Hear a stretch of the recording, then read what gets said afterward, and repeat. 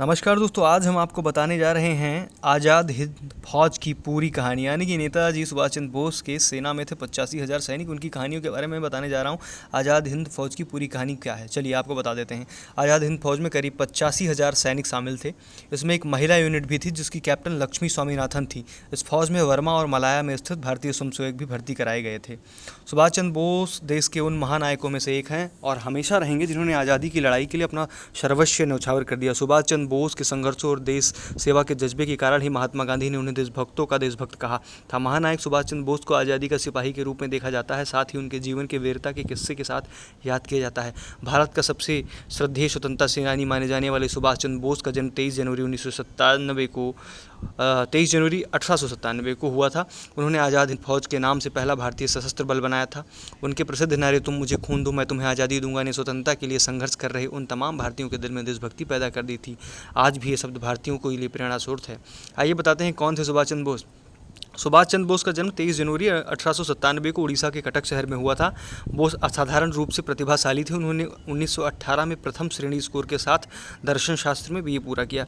बोस 1920 और 1930 के दशक के अंत में भारतीय राष्ट्रीय कांग्रेस के युवा कट्टरपंथी विंग के नेता बन गए। भगवत गीता सुभाष चंद्र बोस के लिए प्रेरणा का एक बड़ा स्रोत थी। सुभाष चंद्र बोस के पिता चाहते थे कि सुभाष आईसीएस बने। उन्होंने अपने पिता की आईसीएस बनने की इच्छा पूरी की। 1920 की आईसीएस परीक्षा में उन्होंने चौथा स्थान पाया, मगर सुभाष मन अंग्रेजों के अधीन काम करने का नहीं था, क्योंकि आईसीएस उस समय अंग्रेजों के अधीन कार्य करती थी। 22 अप्रैल 1981 को उन्होंने इस पद से त्यागपत्र दे दिया। ऐसे बनी आज़ाद हिंद फौज। आइए आपको बताते हैं। दूसरे विश्व युद्ध की शुरुआत में सुभाष चंद्र बोस ने सोवियत संघ, नाजी जर्मनी और इंपीरियल जापान सहित कई देशों की यात्रा की थी। कहा जाता है कि सुभाष चंद्र बोस की इन यात्राओं का मकसद बाकी देशों के साथ आपसी गठबंधन को मजबूत करना था और साथ ही भारत में ब्रिटिश सरकार की राज पर हमला करना था। कहा जाता है कि 1921 से 1941 की अवधि में पूर्ण स्वतंत्रता के लिए अपने रुख के कारण नेताजी सुभाष चंद्र बोस को विभिन्न जेलों में 11 बार जेल की सजा हुई। उन्हें सबसे पहले 16 जुलाई 1921 को 6 महीने की कारावास की सजा दी गई। 1941 में एक मुकदमे के सिलसिले में उन्हें कलकत्ता की अदालत में पेश होना था, लेकिन वे किसी तरह से अपना घर छोड़कर जर्मनी चले गए।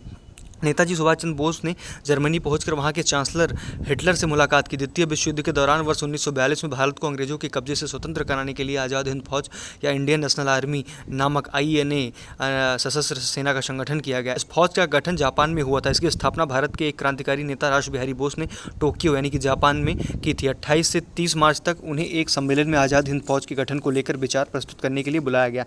85,000 सैनिकों की आज़ाद हिंद की फौज थी। ये बताते हैं उसके बारे में। बताया जाता है कि आज़ाद हिंद फौज के बनने में जापान ने बहुत ही सहयोग किया था। आज़ाद हिंद फौज में करीब 85,000 सैनिक शामिल थे। इसमें एक महिला यूनिट भी थी जिसकी कैप्टन लक्ष्मी स्वामीनाथन थी। पहले इस फौज में वो लोग शामिल किए गए जो जापान की ओर से बंदी बना लिए गए थे। बाद में इस फौज में बर्मा और मलाया में स्थित भारतीय स्वयंसेवक भी भर्ती किए गए। साथ ही इसमें देश के बाहर रह रहे लोग भी इस सेना में शामिल हो गए। आज़ाद हिंद फौज के लोगों 1944 को 19 मार्च के दिन पहली बार झंडा फहराया था। राष्ट्रीय ध्वज फहराने वाले लोगों में कर्नल शौकत मलिक, कुछ मणिपुर और आज़ाद हिंद फौज के लोग शामिल थे। आज़ाद हिंद सरकार का गठन 21 अक्टूबर 1943 को सुभाष चंद्र बोस ने आज़ाद हिंद फौज के सर्वोच्च सेनापति की हैसियत से स्वतंत्र भारत की अस्थायी सरकार बनाई।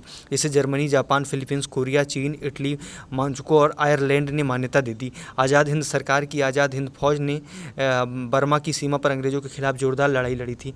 तो ये थी आज़ाद हिंद फौज की स्टोरी। और आगे जैसे कि सुभाष चंद्र बोस अभी भी जिंदा हैं लोग कहते हैं, उनके बारे में गुमनामी बाबा के नाम से जो फैजाबाद में प्रकरण सामने आया था उसके बाद से ये लगा कि अभी भी सुभाष जी जिंदा हैं। तो ऐसे में सुभाष बाबू के बारे में और तमाम ऐसे हिस्टोरिकल चीज़ों के बारे में, पॉलिटिकल किस्से, तमाम नेताओं के और लेटेस्ट न्यूज़ खबरों के लिए हमारे चैनल को सब्सक्राइब करें, वीडियो को लाइक करें, शेयर करें दोस्तों के साथ।